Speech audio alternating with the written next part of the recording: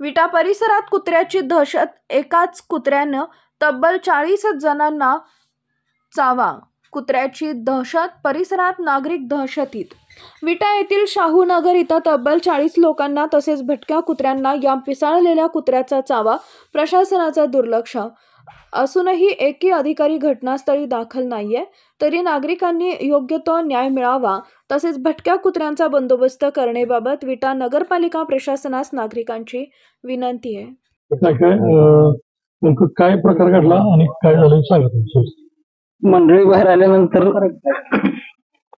Direct येऊन कुत्र्यानं त्याच्या मांडीला धरलं ते फरशी गाठली पण काय ते सोडलं नाही. ते मग ती जबडा धरला, सोडलं म्हणलं, जबडा धरून बाजूला घेतल्यावर ते डायरेक्ट अंगावर आल्यावर मग त्याचा जबडा फाडून त्याला मारलं. किती वाजता प्रकार घडला? 11 वाजता, रात्री 11 वाजता. मग तुम्ही अचानक हल्ला केल्यानंतर तुम्ही मग काय केलं? म्हणजे तुमची काय परिस्थिती, काय अवस्था होती तुमची? घरातले सगळे ओरडायला लागले, फरशीने मी मारायला लागलो पण ती काय लागलं म्हणजे मरणा ते मग परत जबडा धरून फास्टून त्याला मारलं. मग अंगावर आलं ना माझ्या परत आणखीन. पहिल्यांदा काय सोडना ती फरशी घातल्या पण काय ही होईना. मग ती जबडा धरून मी बाजूला गेलं परत माझ्या अंगावर आल्यावर डायरेक्ट जबड्यात हात घालून त्याला ते जबडा फाडला, त्याचा हाताला लागले की काय. शेवट काय म्हणजे कसं बाजूला केलं कुत्रा? ते अंगावर आल्यावर त्याला म्हणजे मारलंच ना डायरेक्ट, म्हणजे हाताने ते जबडाच पाडला, त्याचा हातानच पडलं. त्यावेळेला आम्ही सगळे धावत आलो होतो. इथं आलेली की सगळी. किती लोकांना चाव घेतलं? तरी 30-35 माणसाने चावले कुत्रे. माणसं सोडून अजून व्यतिरिक्त कोणाला चावले का? पाळीव कुत्र्याने चावले की. त्यांची दाद घेतल्या का? नाही घेतले. आम्ही ह्या गोंधळात कसं दाद झालं? आरोग्य अधिकारी वगैरे कोण आला नाही कोणाला. अजून इथं कोण होतं ते घटनास्थळी त्यावेळी? रात्री शेजारी, आमच्या शेजारी पाजारी होती.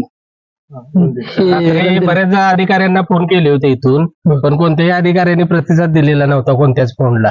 रात्री 11 वाजता जी इथं परिस्थिती झाली, ती परिस्थिती जर लाईव्ह बघायला जरी कोण असतं तरी असं अंगाचा एक थरकाप उठणार दृश्य होतं समोर. ज्या राजूने जे दाखवलं ध्येय, त्यांच्या मेसेजची जी मांडी पकडली होती ज्या कुत्र्याने, त्या कुत्र्यानं अक्षरशः एवढं त्याला वर्ण मारत होती, दगडा विटा घालत होती, पण ती सोडत नव्हतं. यानं शेवट त्याच्या जबड्यात हात घालून त्याचा जबडा पूर्णपणे फाडला आणि त्या कुत्र्याला बाजूला केलेला आहे. मग एवढं जर होत असेल आणि प्रशासन असं जर जागं नसेल तर ह्याला काय करायचं? सर्वसामान्य जनतेचा हा प्रश्न आहे ना. आणि कमीत कमी 40 लोकांना हे कुत्रं चावलेलं आहे. शेजारी आता बाजूला बांधून ठेवलेले म्हणजे पाळीव कुत्री, यांचा सुद्धा चावा घेतलेला आहे. आणि शिवाय भटक्या कुत्र्यांना भरपूर चावलेला आहे. ते आता ही भटक्या कुत्र्यांना चावलेला आहे, या भटक्या कुत्र्यांचं नियोजन काय करायचं? कारण का त्यांना उद्या परत ना पिसळल्यानंतर पुढचा प्रकार काहीतरी वेगळा घडू नये. आजपर्यंत विट्यात अशी कधीच घटना घडलेली नाही की एवढ्या लोकांना एकाच कुत्र्यानं बाईट करणं. एवढा रात्री असा म्हणजे एकदम असा थरारक एकदम असा सीन होता, पिक्चरला शोभावा असं दृश्य होतं ते. तुम्ही काय सांगाल? चावलं कुत्रं तेव्हा कुत्र्यानं तुमच्यावर हल्ला केला तेव्हा काय तुमची अवस्था होती? मला काही कळतच नव्हतं ते कुत्र्याने धरल्यामुळे. आत येत होती मी, त्याला हाड म्हणली, मग ती माझ्याकडे आलं. हो, ती आत जात होत, मग मी ते हाड केल्यामुळे तू माझ्या अंगावर आलं. ते मांडील धरली माझी, ते सोडतच नव्हतं मांडी. तेव्हा तुम्ही काय आरडाओरडा? जोरात आरडाओरडा केला, मला असं चिरमडून काढलं तुम्ही कुत्र्याने. मला काही कळतच नव्हतं, एवढं माझ्यावर हल्ला केला त्या कुत्र्याने. घरातली सगळीच ओरडत होती. पण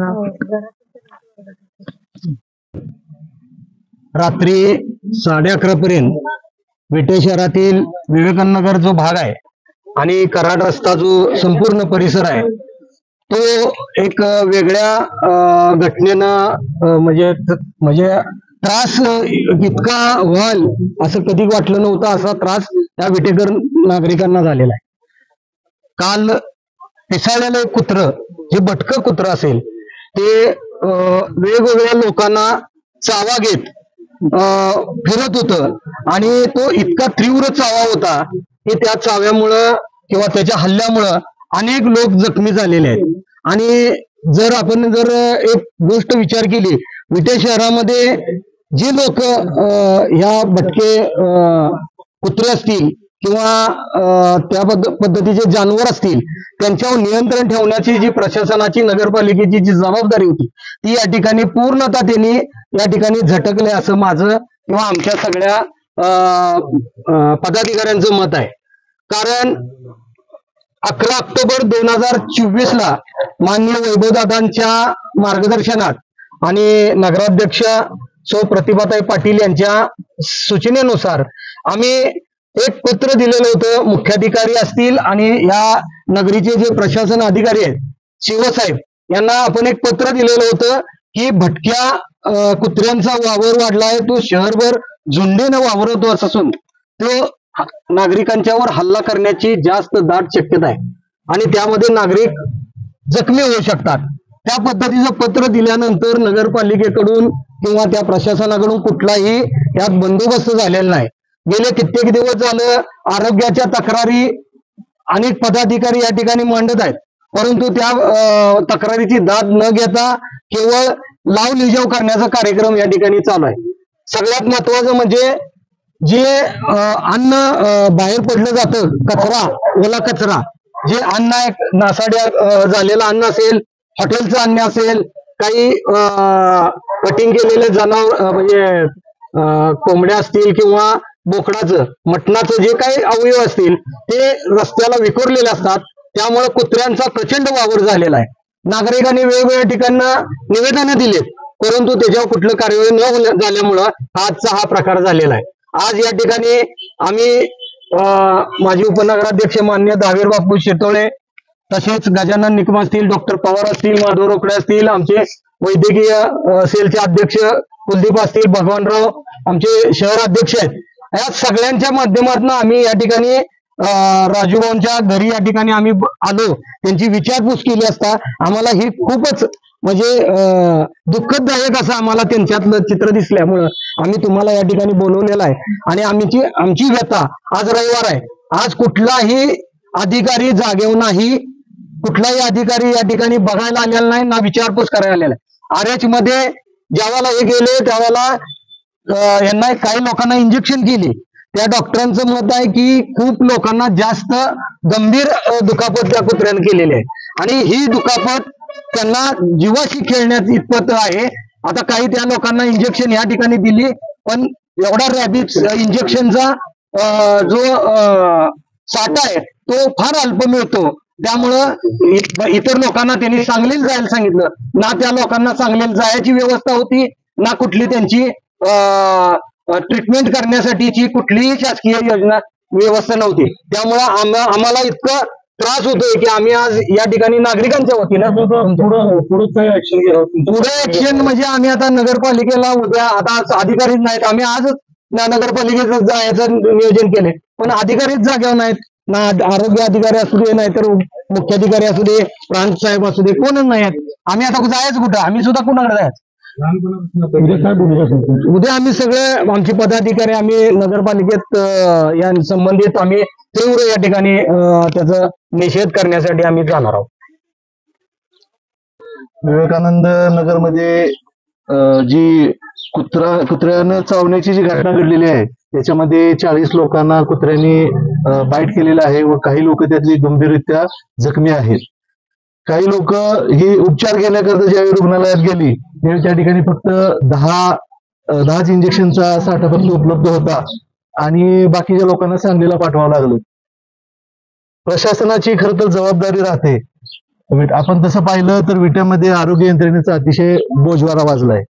गेल्या कित्येक महिन्यापासून विटेची अवस्था जर बघितली तर ठिकठिकाणी कचरा फार मोठ्या प्रमाणात पडलेला आहे. हॉटेलचा कचरा रस्त्यावर पडलेला असतो आणि पूर्वी ज्या पद्धतीनं विट्यामध्ये आरोग्य यंत्रणेचं काम चालू होतं, स्वच्छतेचं काम चालू होतं, अत्यंत विदारक परिस्थिती विट्यामध्ये सध्या दिसत आहे व ही अक्षम्य चूक प्रशासनाकडून होत आहे.